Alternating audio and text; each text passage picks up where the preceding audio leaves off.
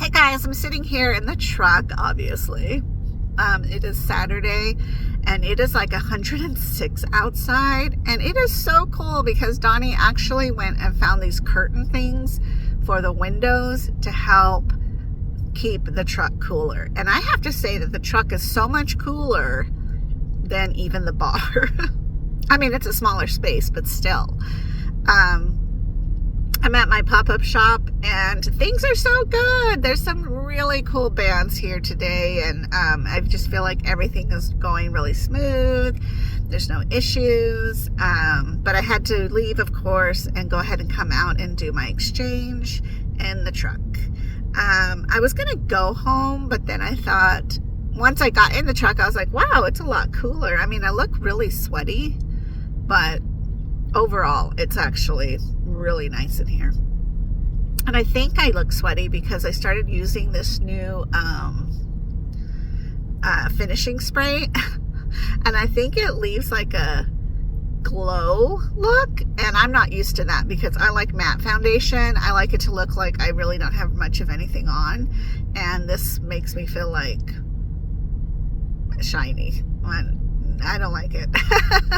Anyways, so I just drained and now I'm waiting to fill, which filling always takes a little longer in the truck because I can't get my bag as high as I would if I was at home and using my pole. So it is what it is. I just have to kind of be patient with it all, make sure everything's going good.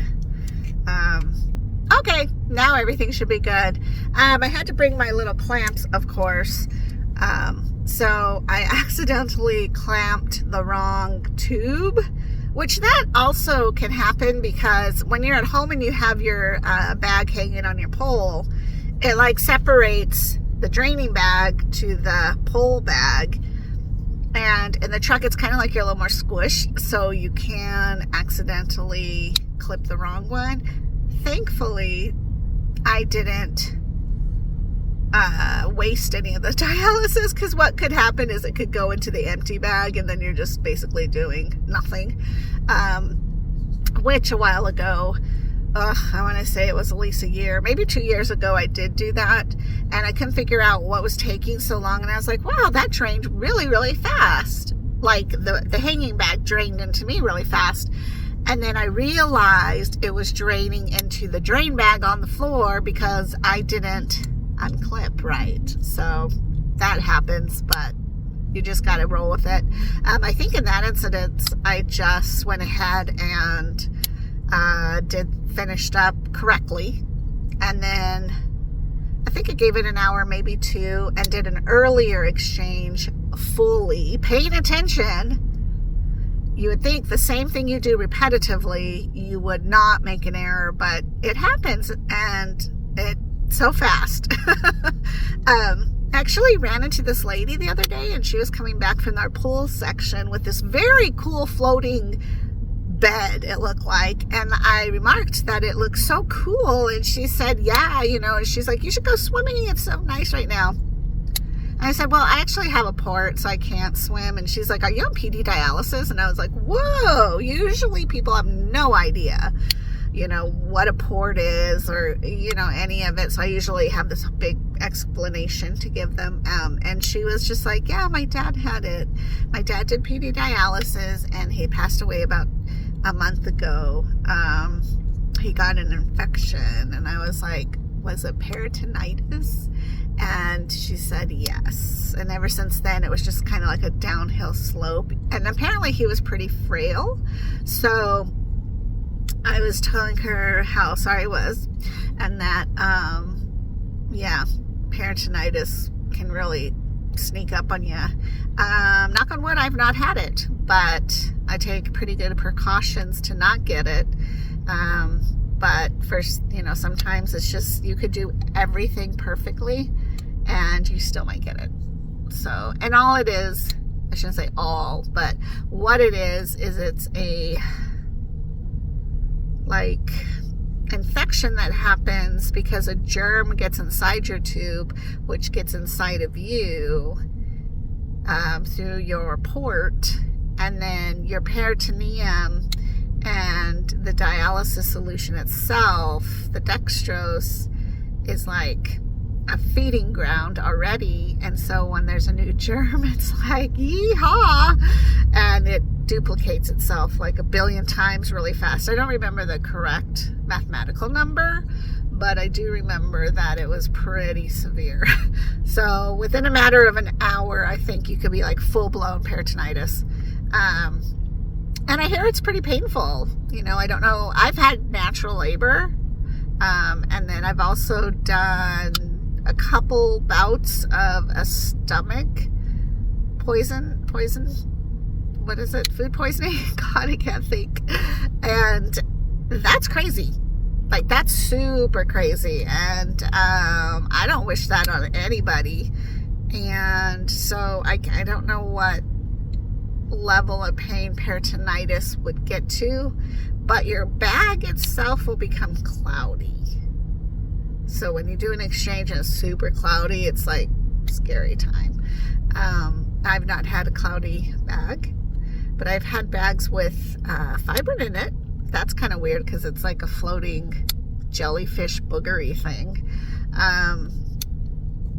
But you know, I did feel bad for her, and she was really happy that I was doing so well on dialysis. And so anyways, you know, we talked a little bit, and then she went on her way and I went on mine. But I just always want to be really careful, especially in a foreign surrounding like the truck or the Kia, because there are different germs in here versus the natural germs that would live in my bedroom.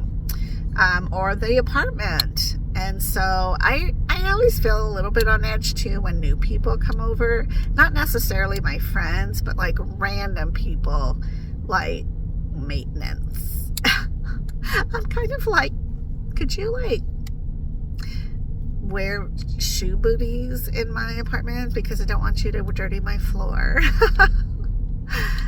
Bring in germs that I'm not familiar with. So I don't know. I mean, I'm not trying to be a jerk, but at the same time, I'm kind of like that. And I think I've touched base on this before. Like when you start your journey of dialysis, it's so easy to get caught up in like fear of the germ. And I remember not wanting to touch anything. And my friend who's a microbiologist, he was like, you will never touch another thing in your entire life. If you even knew the amount of germs everywhere, even just natural germs and bacteria that live on us. I'm like, don't tell me. Let me live in my own imaginary world of denial. So, but there's lots and lots and lots of people who definitely never get peritonitis and have a good time. And, you know, I'm hoping to be that person. I don't want to have to deal with peritonitis or anything else.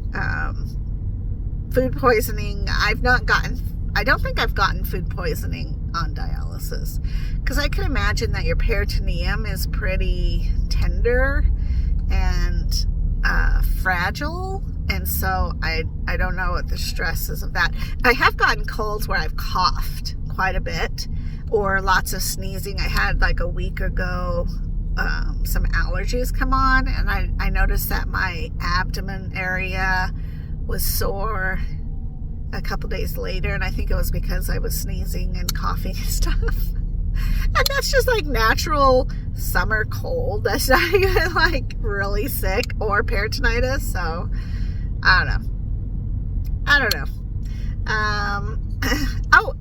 On a really happy note. So this morning, actually yesterday, I went to Javi's to go see Charlie, and then I had to pick up something from him. And he was telling me how Lord of the Rings is releasing their movies in theater.